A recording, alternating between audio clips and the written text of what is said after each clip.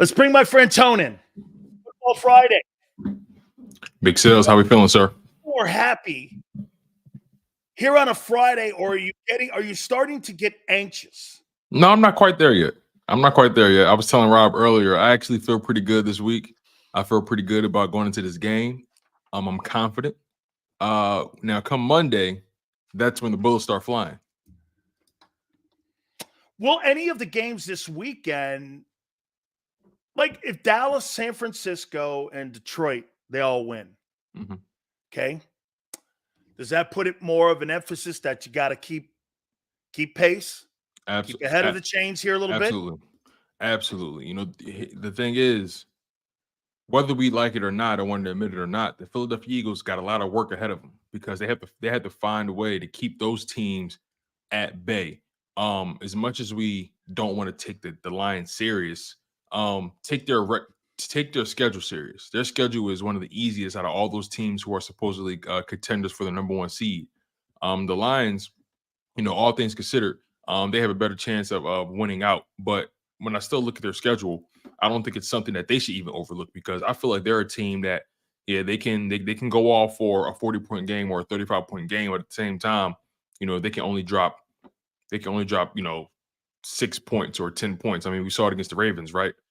So the Lions, they got Packers, Saints, Bears, Broncos, Vikings, Cowboys, Vikings. I think that final 4-game stretch for them is going to be a real tough go for them because I think the Broncos are coming along.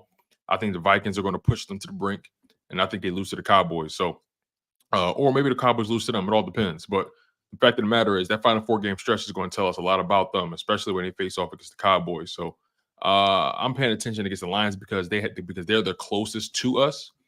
Of course, you got to pay attention to the 49ers and the Cowboys. But overall, man, I need at least 2 of those teams to lose. Let's go back on some of the things I said in the first hour here. Tone, give me your top 3 quarterbacks in the NFC, not name Hurts. Take him out of the list. Wow, that's a real good question. So, not name Jalen Hurts, my top 3 quarterbacks in the NFC. Pure talent, or am I including their situation? Guys you think are the best. Okay.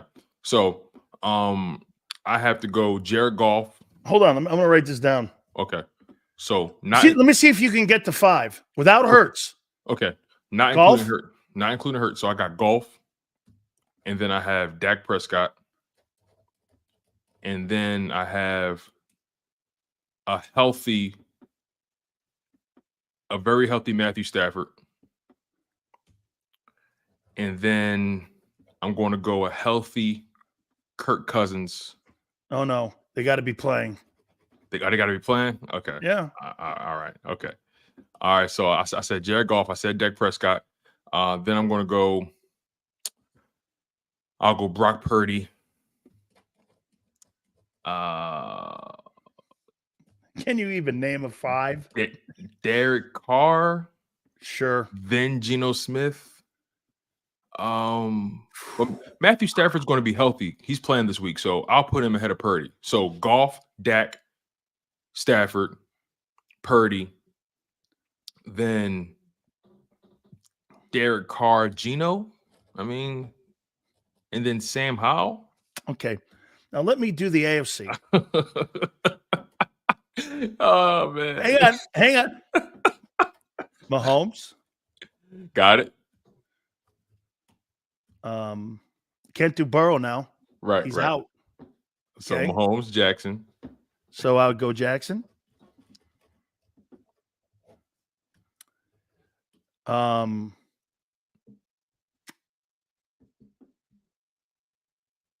Lawrence. Okay.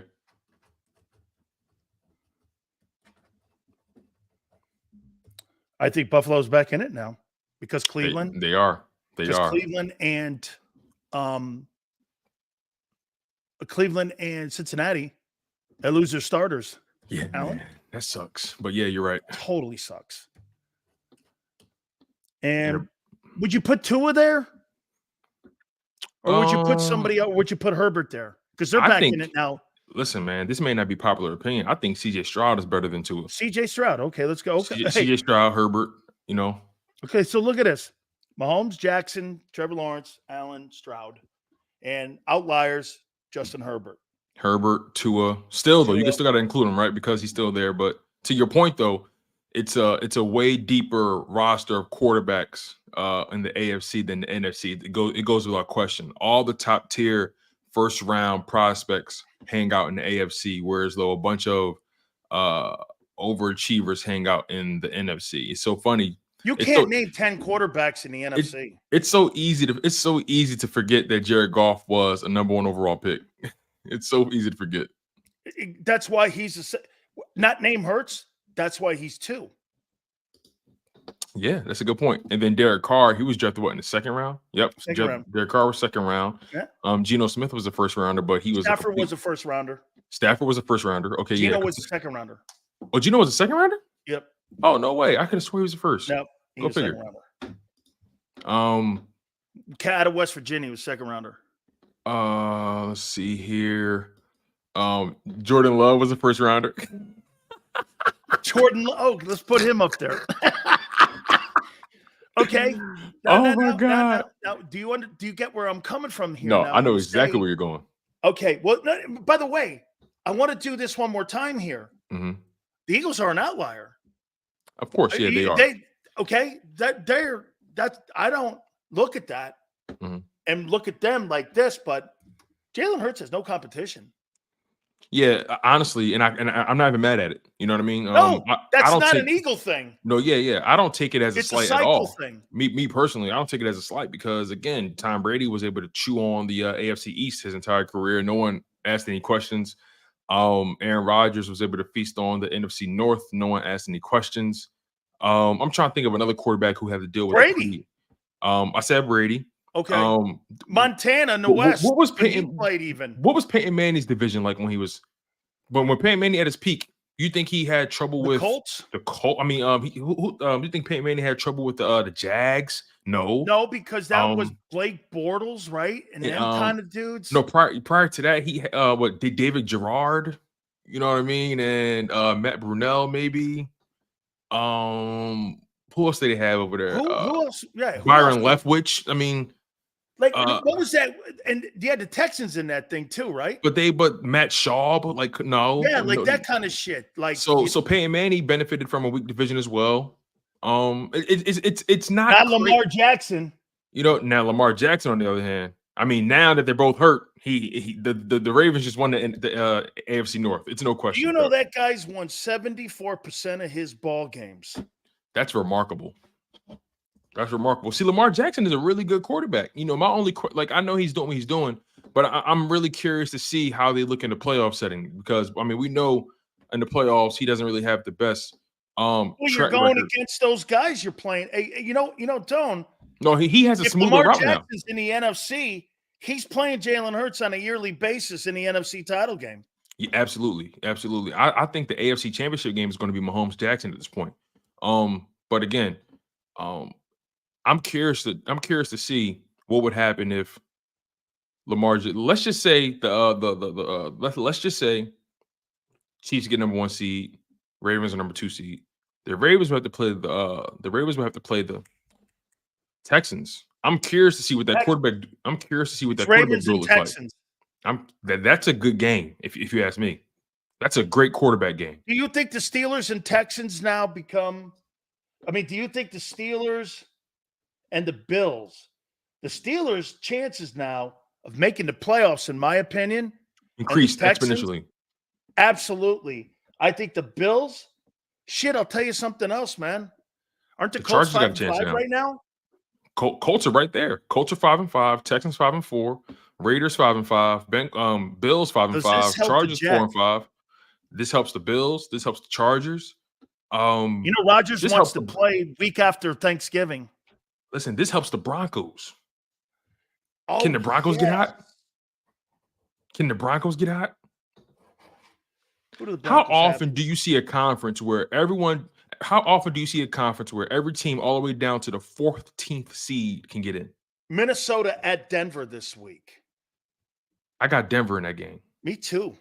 I got Denver in that game. 5-5. Yeah. Denver's remaining schedule is interesting. They have Vikings, Browns, which is going to be it should be a win for them. Then they got Texans, Chargers, Lions, Patriots, Chargers, Raiders. So can the Broncos sweep the Chargers? Yes. Do you think that's possible? Yes. At this point, right? With that coach?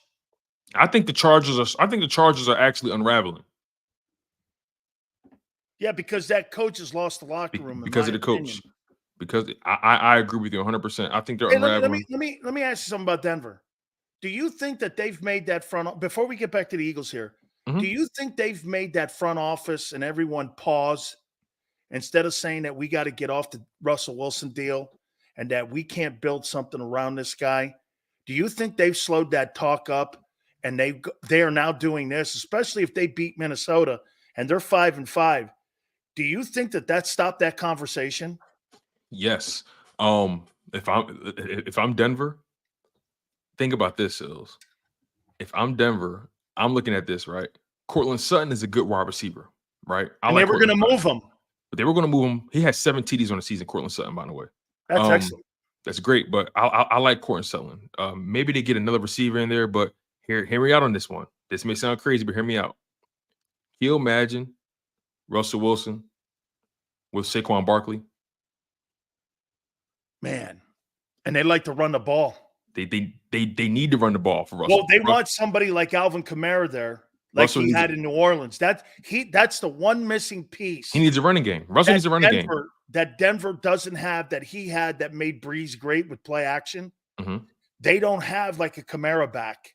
Right. And like if you pair Saquon with that guy they have in Javonte Williams, I like him, but I feel like they need someone who with a little bit more explosion in that Saquon. You rotate Saquon and Javonte Williams with Russell Wilson. You got Cortland Sutton, and maybe you find another receiver, and Jerry Jeudy is your number 3, if that, maybe. Hey, man, they cooking with something over there.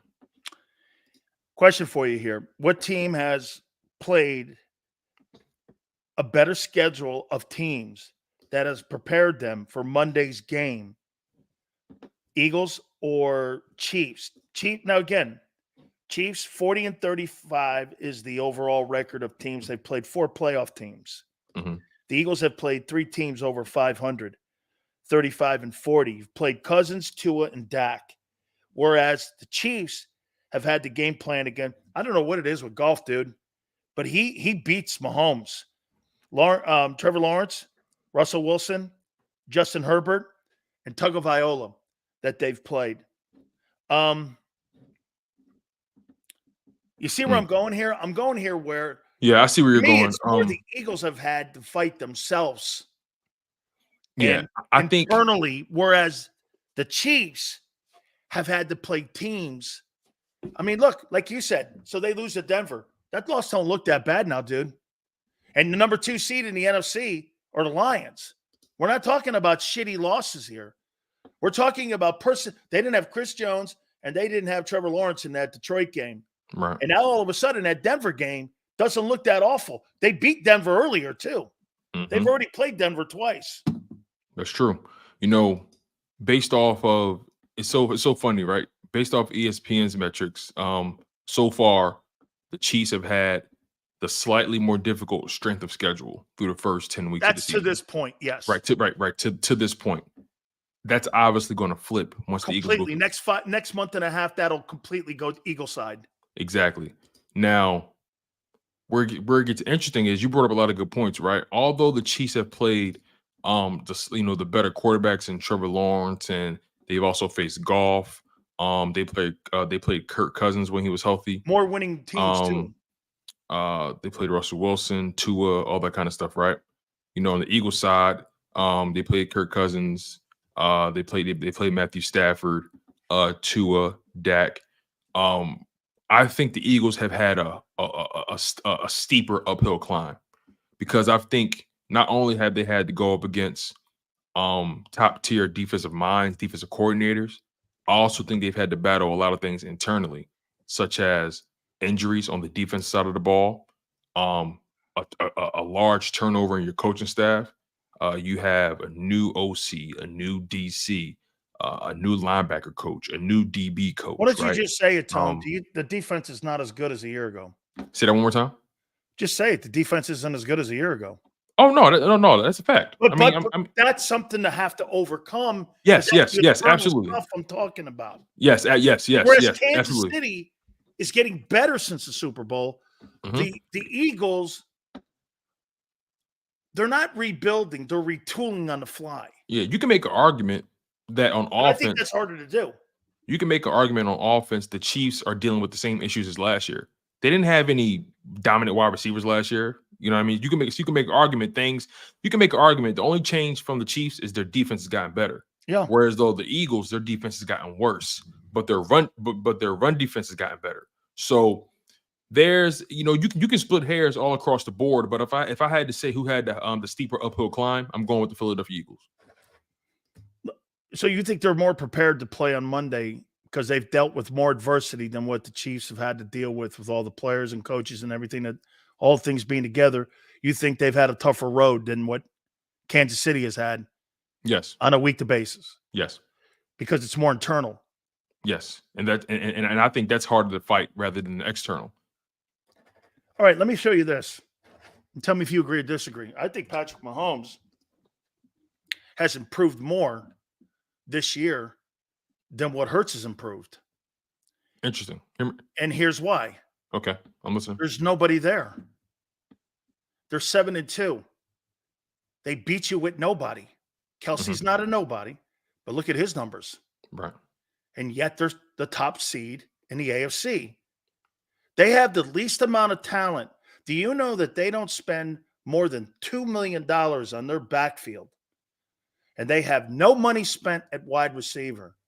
Do you know Kelsey is the 5th highest paid tight end in the league? The guy in New York makes more. Shit, Goddard makes just as much. What are they beating teams with? Don't you think that you have to be better at getting lesser talent around you to play at a level where you're 7-2 than versus having people that are there? And by the way, I'm saying that he is improving more on being able to have lesser talented players win ball games. I understand your angle, but I would argue, there's not a chance in hell you could say that the Kansas City Chiefs are in the same conversation as an offensive unit with the Eagles. No, I understand your angle. I'm willing to argue that improvement has happened already. From 2021 to 2022, I think we saw that improvement happen last year. So if anything, I would argue that he's simply just maintaining. Whereas he's 21-5 with a Super Bowl ring in the last 2 years. No, I understand your angle, but again, I'm looking at it from this perspective. His wide receiver core took a major hit, over the course of last year, right? Did it? Both of these teams, both of these receiver I cores. don't think it did. No, what I'm saying, you gotta hear me out on this. What I'm saying is, in 2022 and 2023, both his receiver cores was terrible, right? I think we all can agree on that. Both his receiver cores were terrible from last year and this year. And they went 14-3. So my point is, the improvement happened. The improvement that you're talking about happened already. At this point in 2023, he's maintaining. Whereas though for Jalen Hurts, on the other hand, although the weaponry hasn't necessarily changed, I'm willing to argue he's improved as a quarterback because his accuracy has jumped up big time. He's throwing the ball more. Yes, he has more interceptions, but based off the idea that he's throwing the ball more than he ever has in his career, whereas on Mahomes is simply just maintaining, I'm willing to argue Hurts had the bigger jump because he has to throw the ball more and he has more opportunities, whereas the Mahomes, he is who he's always been from 2022 to 2023. I think Hurts had the bigger jump because he's throwing the ball more. I don't think they have a 1 or 2 wideout on that team. I think you have a bunch of threes. I'm not talking about. I'm not comparing their weapons. And they're 21. I'm talking about they won with one the less game than what Phillies won, and they have a Super Bowl ring on top of that. Right. And last year, he didn't go down. He had 5,400 passing yards. No, I'm not saying he went touchdowns. Down. That's not what I'm saying. This year, they're 7-2. Like I said, they're one less. I'm not saying he went down. What I'm saying is they downsized and downgraded from Juju Smith-Schuster. Juju Smith-Schuster was always terrible to me. So, I mean, I don't think. No, I'm being honest. I'm not even trying to shift the argument here. I think I've never thought highly of Juju Smith-Schuster at all. So again, when he in 2021 he had Tyreek Hill. Obviously, he lost him. So in 2022 he had to go in and go through that adjustment period of growing and using these lesser guys. Actually Right, lost the Super Bowl with Tyreek Hill too. right. So, like I said, I'm willing to argue that the growth that you're talking about, the improvement, happened in 2022. What we're So seeing in he's not a better quarterback today. No, I'm not saying he's not. What I'm saying is he's maintaining. I think at this point in Patrick Mahomes' career, he is for the most part who he is. And again, I think that improvement happened already. I think now he's just learning to win with different, with it's newer faces. They have McCole Hartman back, but overall they are newer faces. I think what we're seeing here, we're seeing an adjustment period with the new faces, not necessarily new talent. His receiver core wasn't good. His receiving core isn't good this year. So we're just seeing a continuation of what he did last year.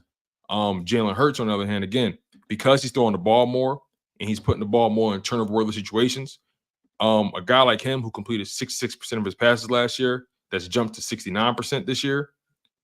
Obviously, the cast hasn't changed, but I'm willing to argue he's improved more. The distance between Mahomes' improvement from 2022 to 2023, I will argue Hurts had a bigger improvement from 22 to 2023. And this is, again, their careers separately. I think Hurts grew more because they're asking him to throw the ball more. Mahomes has always been asked to throw the ball at the same amount he has.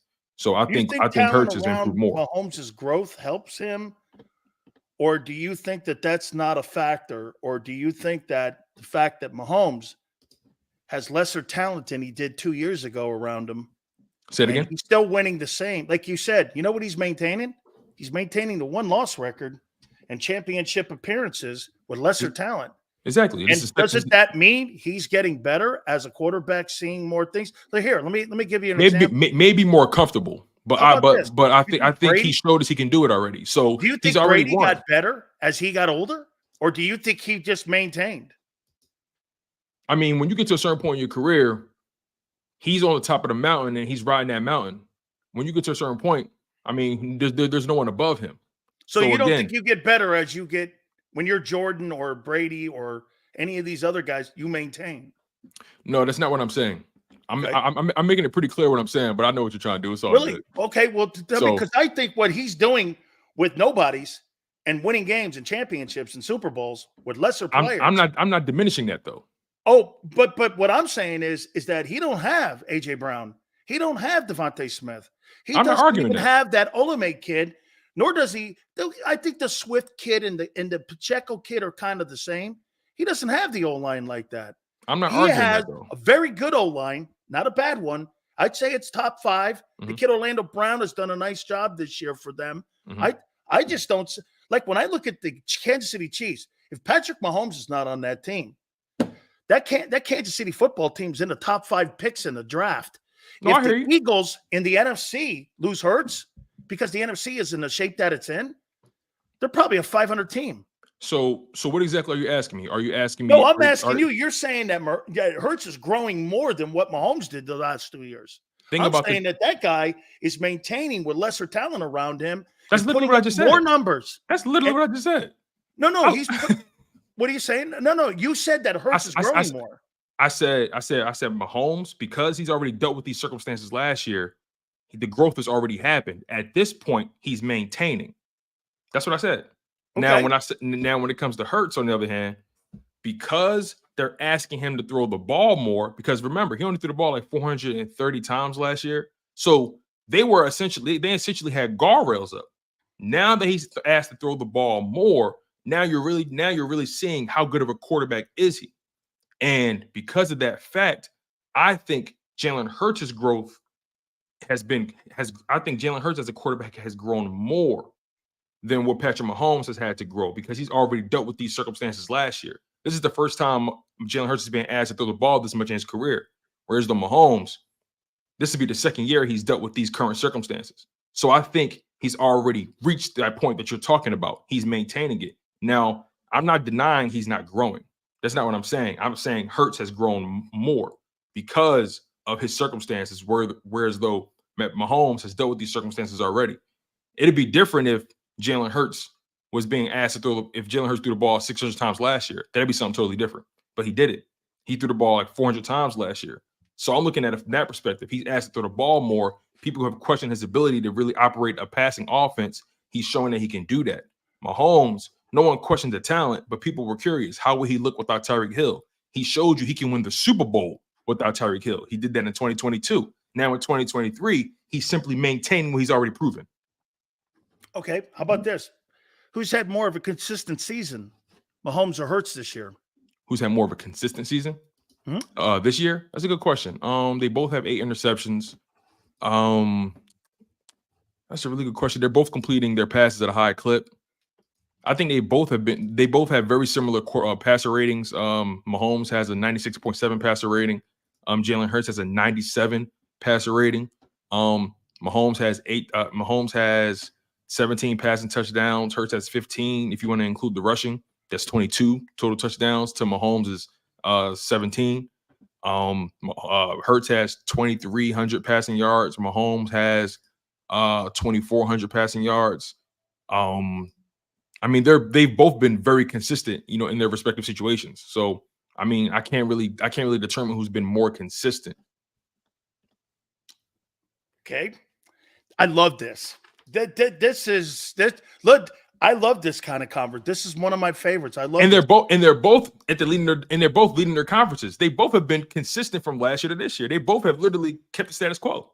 Okay, well, let me throw this one at you now. Mm-hmm. Do you think that the Eagles, and when you say that he's grown more, so he's grown more with more inconsistency at the coordinator position than with Andy Reid? Because don't you think when you're bringing in new coordinators and new ideas and new offensive play calling and new things like that, that it kind of takes a little chance and understanding that you have to get into the same sequence with that coordinator?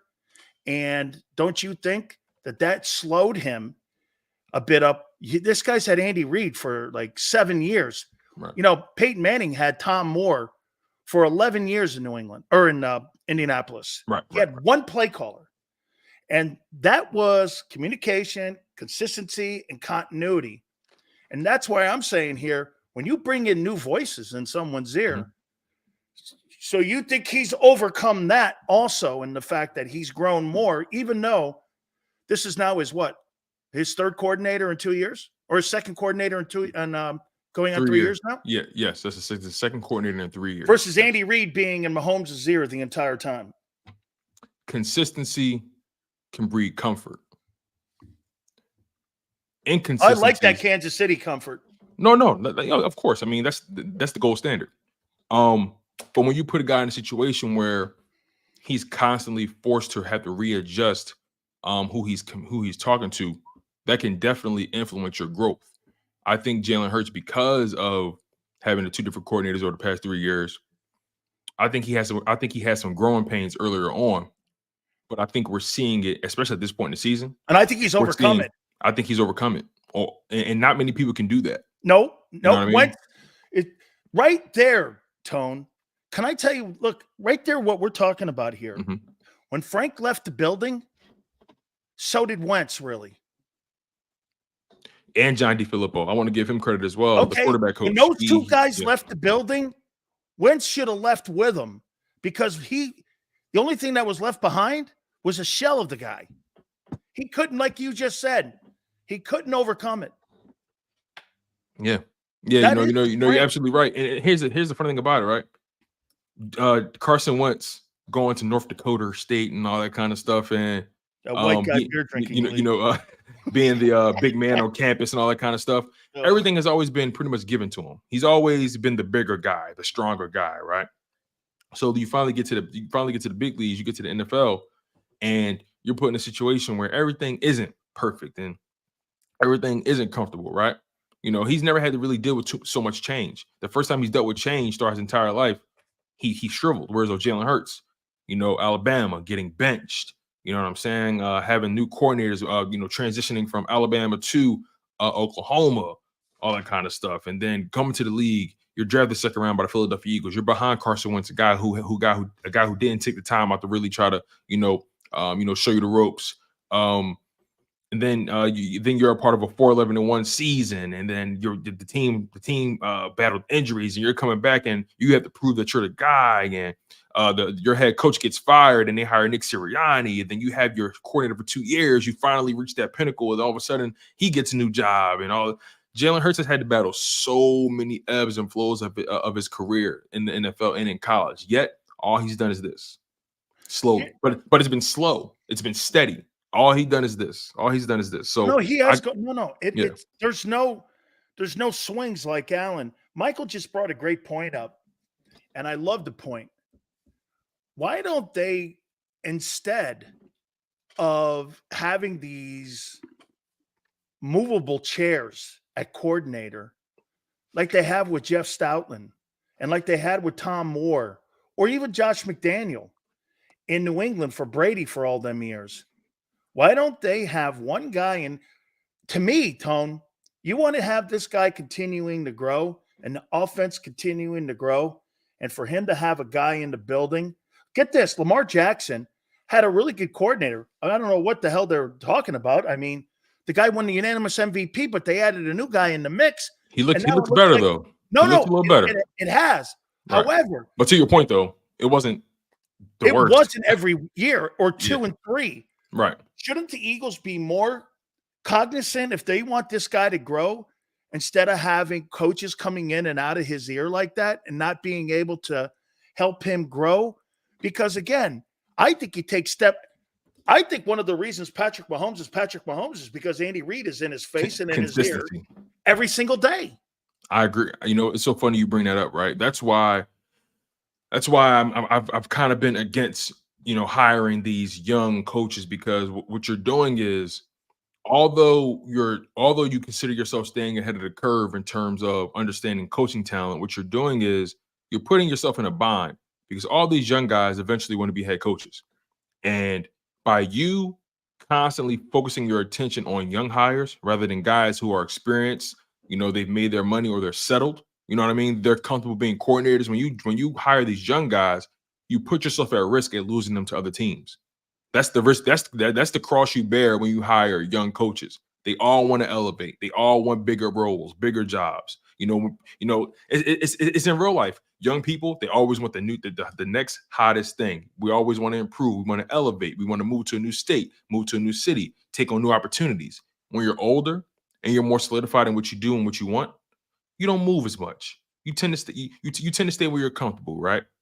Jeff Stoutland, perfect example. He's older, so he likes Philadelphia. Right now, he was thinking about going back to Alabama until Harvey threw some money in his face. But he's comfortable, right? Jeff Stoutland could have easily been an OC. Could have easily been maybe a head coach somewhere. But he likes. You think they offered that to him? He likes being an offensive lineman coach. You think they offered him that? Do I think they offered Stoutland an OC job? Maybe not offered him the OC, Jeff Stoutland. But do you think because I would think this, if you have such a high-profiled offensive line coach like that, who could get a job anywhere in the league if they got fired, he'd get fired. He'd get hired in 2 seconds. 2 seconds. Don't you think, just respect-wise, the organization went to him and said, how do you feel about us elevating Brian Johnson to that role? And they probably wanted to hear how he responded. And the way that what you just said, it gave them the ability to listen to him say, I think that'd be a great move. Instead of them doing this, hey, we're going to elevate Brian Johnson over you. When actually, to me, that would be a slap in the face if you did not go to him and have a conversation on the most important coach in your – dude, as far as I'm concerned, he's your most important coach. You've heard Jimmy Johnson, all kinds of other coaches say, he is your most important coach in that building. Right. And I think they have so much respect. Dude, they hated Chip Kelly. And like you said, they won't play Boston Scott because he's a Doug guy. This is a Chip Kelly guy, but they have so much respect for Stoutland. I think they went to him and had a conversation. I don't know if they offered him. I don't think so. I know what you mean. I think they kind of put it in the room for him to have a conversation about.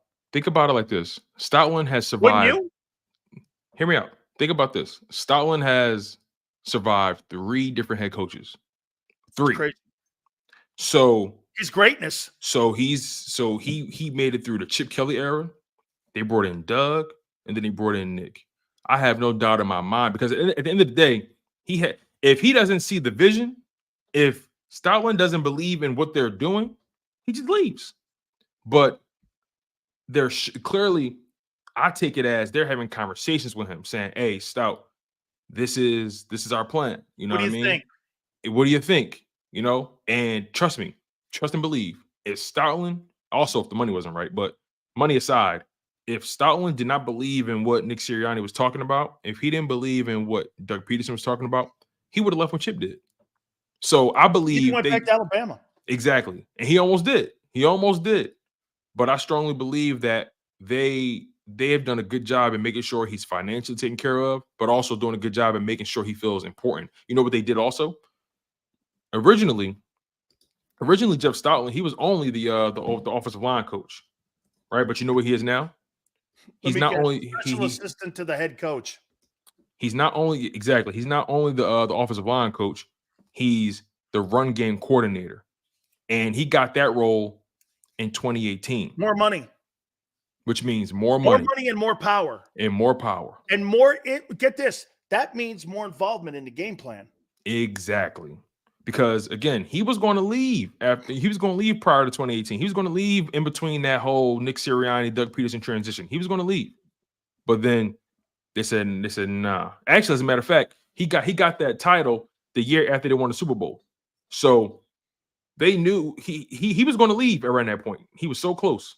Going back to Alabama, probably getting more money. They threw more money in his face. They gave him a bigger title, gave him more say-so over the run game. And it says, he has so much clout in that organization. So to your point, I have zero doubt that when they were thinking about elevating Brian Johnson, they said, "Hey, stop. This is what we're thinking about. How do you feel about it? Yeah. Do you think he can handle it?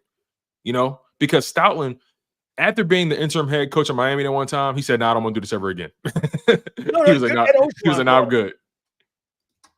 Coach O brought him in. Yep. Coach O was the guy that found him and knew what he was like. And Coach Orgeron, that's why the University of Miami had offered him the ability to be in line to become a head coach. He then went to Alabama after that. Exactly. Because he was the O-line coach of Miami from 07 to 2010. Job as the offensive line coach. I think he was there when Carl Dunbar's there, who's the defensive line coach, who I know very well. I actually run into Stoutland numerous times at Miami. They had a bunch of those really great coaches down there, and I do think there's involvement. Actually, Sean Desai was in the scouting department at the time. Isn't that funny? That Stoutland and Desai were at Miami at the same time, and our stupid asses couldn't keep those two guys in the building. I'm going to tell you this, dude, and this is going to sound crazy, and I love Frank Wright. I hope Frank Wright loses his job in Carolina, and I hope the Eagles sign him and bring him in on player development on the quarterback, because he works wonders, man, with quarterbacks. He does. Dude, and get this. Remember who Phillip Rivers is to Jalen Hurts? Who is he? That's the guy he watches game film on all the time. I learned that from the Manning cast. Yeah. I thought it would have been more Lamar or some dual threat guy. Or Michael Vick or something like that. He watches Phillip Rivers anything. Because that tells you everything about how he sees himself. That tells you every little bit about how he sees himself. Although he understands he's a dual threat guy and he moves around the pocket, that tells you where he wants to go from a quarterback standpoint. Jalen Hurts, as much as he likes to get freaky back there, he truly wants to be a pocket passer. I believe that. He does. You don't study Phillip Rivers if that's not what you're trying to do. And Phillip Rivers was a damn good quarterback. That at Bama. Say that again? Because they told him he wasn't that at Bama. Exactly. And he always believed in his heart he is. And you talk about it all the time, right? It'd be different if, they gave him more throwing opportunities, but the completion percentage went down. Or, okay, you're throwing interceptions, but the completion percentage went down. What's going on? No. As a matter of fact, although he has more interceptions this year, he has more attempts, and the completion percentage has jumped up. Interceptions don't bug me. Right. Same here. They used to. At first they did, because I was alarmed. At first they did. I'll admit. I'll be honest. Well, 3 in one game, it's not what you want to see. But 4 TDs and a pick, Get this. You throw a pick six in a game. You come back and throw for 325 yards and you show me you throw your team out of trouble. I don't give a shit about the pick. Yeah. I really don't care about that. You know, it's so funny you say that, right? The first game, well, now I don't want to say the first, but one of the games that stood out to me in terms of your point about being able to throw your team out of trouble. Remember in that first half of that Commanders game, and I understand it's the Commanders, but you know, hear me out on this. I don't think they're horrible. I don't think so either. But in that second Commanders matchup, right? Remember, they fumbled the ball twice in the first half of the goal line. Remember that? Yeah. And then and they were down 14-3, and then they went into halftime down 10-14. They overcame 2 turnovers in that first half, and the Commanders were able to score off those turnovers. They were down. He comes in the second half and just lights them up. I call that throwing your team out of trouble, because you fumbled the ball on the goal line. Your running back fumbled the ball on the goal line. It led directly to Commanders' points. You're down to halftime, and you're in the middle of this shootout with Sam Howell. I call that throwing your team out of trouble. It is. So he, in my opinion, Sam Howell's not horrible. I don't think so either. You know, I think Sam Howell, man. You could put him on that list of quarterbacks that the Eagles have played this year. When you're talking about a guy leading the NFL in passing yards, you could actually put his ass over there too. Yeah. Another guy, have a problem with that. Another guy that's an overachiever. And again, the NFC is just filled with these guys who are just overachieving, and we're working hard as hell to get where they got to go, man. You know, and it's a notch against them every time you talk about every one of them. Yeah. I always want to give guys credit for the distance traveled, man. Yep. When you're a guy who nobody really thought highly of, maybe you're a second or third round pick, and you out there and you're defeating the odds, man, I gotta respect that. I have to. I think that's why I'm such a big Jalen Hurts fan, because you know, he wasn't somebody that was highly touted coming out. They didn't think he could throw the ball. They didn't think that he was the guy that you could really rely on to throw the ball or throw you out of trouble. You know, I feel otherwise, man. I trust Jalen Hurts with everything. Tony, you're proud also because he not only overcomes that distinction, but he overcomes other distinctions. I got you. Remember what Seth said. I got you. Black quarterbacks are coached differently than white quarterbacks are. And you add that to your passion, that get this, because I completely think that that's part of why you look at Hurts, and people look at Hurts differently than, say, a Mahomes or a Herbert or an Allen. Also, too, I think that's part of the rooting on the journey traveled, isn't it?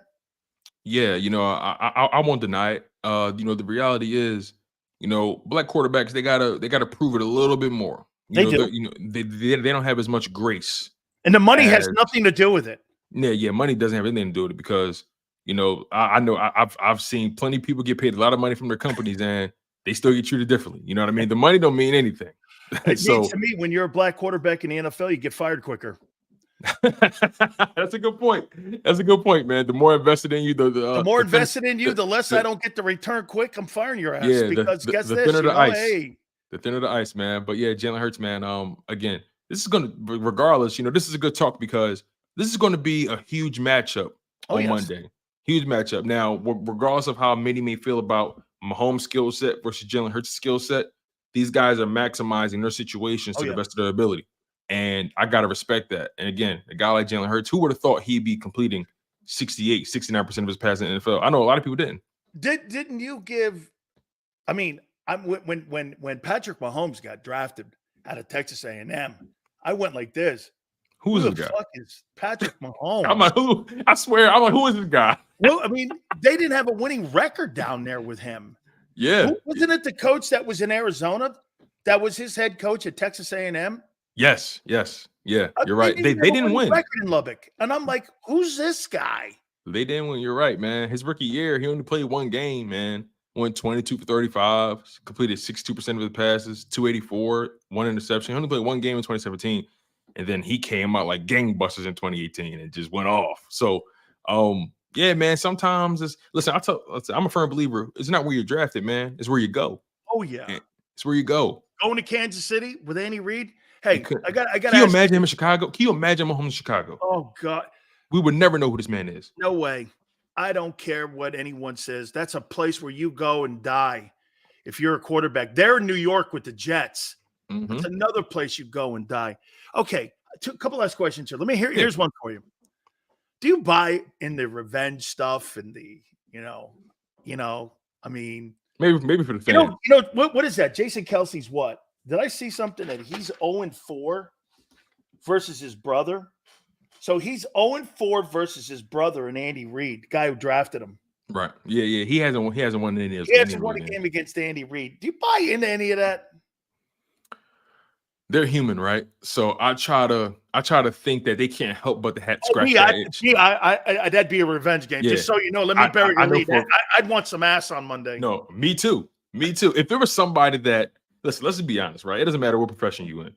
If there was somebody across the table from you that for some reason they just keep outdoing you, you make $5 million for the company, they make $6 million. His brother gets Tyler Swift, his brother's dating Taylor Swift, all the commercial. Come on, man! I don't and their brothers. Me and my brother are competitive. Listen, I know what that's like. Me and my brother are competitive.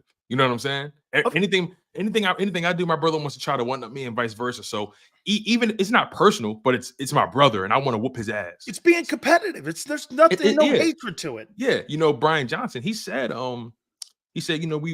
watched the film and all that kind of stuff, and it brings back memories, and all of us have scars from that matchup. We all have scars. So we're all looking forward to it. You know what I mean? So I like that he's not hiding the fact that it's something he wants. He wants to win the game. I like when my coaches say we want this one. Hey, I like that. When I played next to Jerome, I watched him one time against Oklahoma get 20 tackles and punt block, interception, field goal block. Fucking guy was just. I got back to my locker and I sat down, and we had won the game. Right. And I sat down. And he looked over at me. He goes like this. He goes, "Why are you upset?" I go, "Fuck, man. I can't believe what you did to that team." He goes like this. He goes, "It made me want to go the next game and outplay that motherfucker." Yeah, and man. You know what? It inspires you. I had 97 tackles. He ended up with 75. And at the end of the year, now was spectacular. He made these. It was just insane. And so, but he looked at me and he goes like, he made me so competitive to want to play in his room. And that I would be like, I don't know, shit, man. Like Juju Smith-Schuster or who was the guy, the George Pickens. Damn, man. I mean, I felt like a loser. I'm sitting here. We had just gone into Norman, and they hadn't lost in like 45 years at home. And he goes, "What's wrong?" I go, "I can't believe what you did to that team." And he goes, "Are you mad?" I go, "Yeah." He goes, you must have had 25 tackles. Save some for me. Shit. I know. That's what I was like. I go, he goes, "What?" I go, he goes, "How many did you have?" I go, "Dude, my 10 looks stupid next to you, man." And he started laughing. But then it became between Stubbs, myself, Cortez, and all these guys. I think that's what fueled us, dude, because you're just so competitive that you want that, and you want to be better than your brother, the guy next to you, and you want to be better than like Andy Reid must love beating the Eagles. And also remember, Andy Reid fired Nick, so that kind of I wouldn't be surprised if that's something. I didn't know this. What's this? Well, Nick used to be on that staff prior to. That's right. When Andy came in, he cleared house. That's right. Who was the coach before him? I would have to check. Let me see. Who was the coach before Andy Reid? Let me see. Was it Vermeil? No. That was let me see something. What was it? Shot? No. All right, here we go. All right, so prior to Andy, it was Romeo Crennel. Wow, where'd you get that tie in? Romeo Crennel's a Parcells guy. Romeo Crennel and the staff, and the staff included. Where is he? Nick Sirianni was offensive quality control coach. That's where he was. He was a gopher. Nick, Office of Quality Control. Yeah, you know what those guys do? I'll take 2 coffees and cut some film up. Hey, that's okay. John Gruden, Kevin Stefanski, and many of the coaches in the league, that's where you cut your chops now. Yeah, Nick was in Kansas City from 2009 to 2012. So from 9 to 12, he worked for the Hunt family. Wow, I didn't know that. He went from being the Office of Quality Control coach to an assistant quarterbacks coach to the wide receiver coach. He was a position coach then. He ended up being so he fired him for Bieniemy? Well, he was a wide receiver coach. Nick was a wide receiver coach. I think Bieniemy became what was Bieniemy at the time? Did he come in initially with him or did he hire him later? So, okay, here we go. 2013. The 2013 Chiefs, right? Let me make sure I got this number right. It's loading for me. Give me a second. All right, so on the 2013 Chiefs, that staff included, where are we? Here it is. That staff included Eric Bieniemy was the running backs coach. Okay. Doug Peterson was the offensive coordinator. And Nick Sirianni was out of there. Nick Sirianni was out of there. Let me double check this. Yeah, Nick Sirianni was out of there. Blew him out. Yep. I didn't. Andy. Yeah. When Andy came in, he completely cleaned house and brought in his own guys. Matt Nagy was the quarterbacks coach. Bieniemy was the running back coach. Matt Nagy's back as OC. Yep, Matt Nagy's back as the OC. Exactly. Woo! So this bitch is really good. Man, this is tasty. Yeah, Jalen Hurts Jalen Hurts may come out calm and all that kind of shit. That dude's competitive.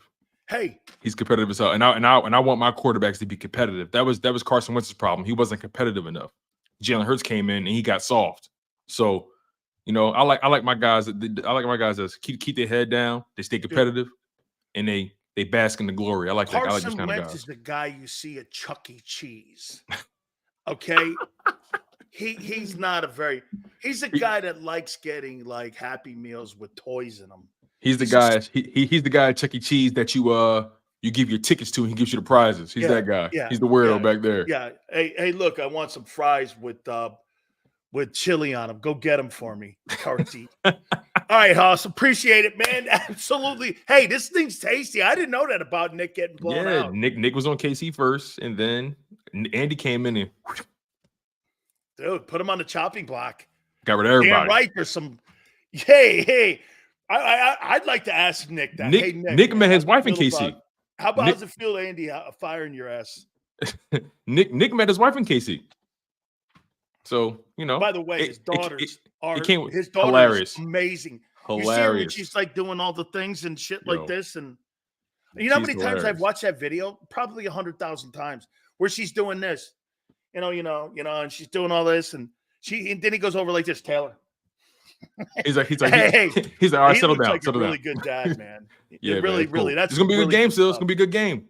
It's a good game. We're going to get to talk about it one more time on Monday. I think it's the game of the year. Don't lock it in yet. But what's your tentative score prediction? I mean, I'm not locking you into this, but what are you playing around with in your mind right now? 27-24. Eagles. I'm playing around with like 27-23 Eagles. Like that's where I'm at as well. So we'll see. I think if he takes that knee brace off, I think what you're telegraphing to the Chiefs.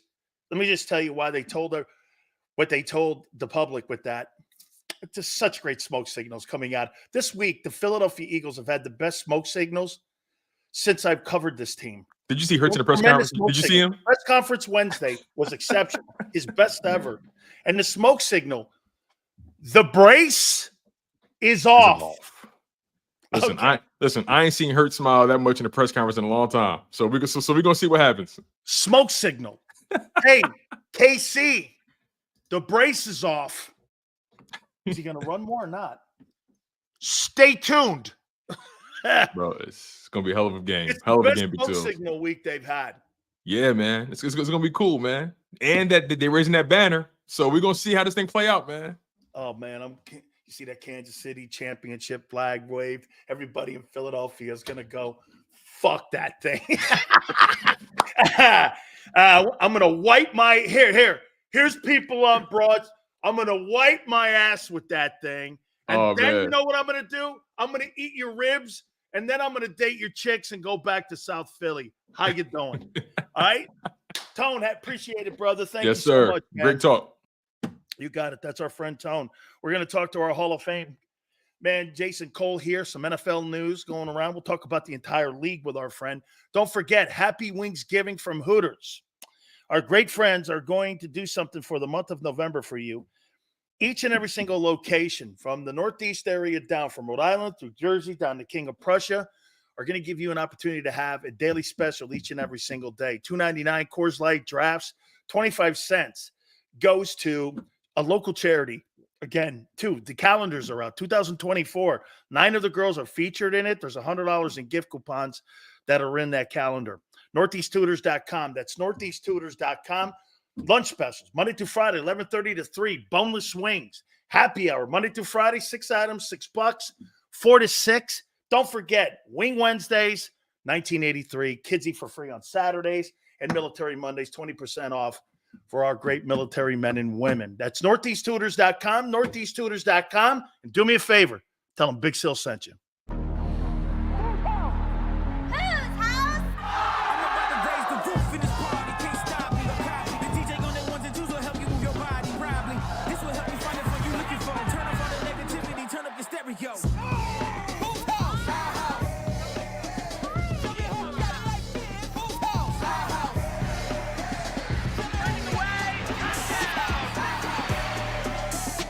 Football and Hooters, the perfect pair.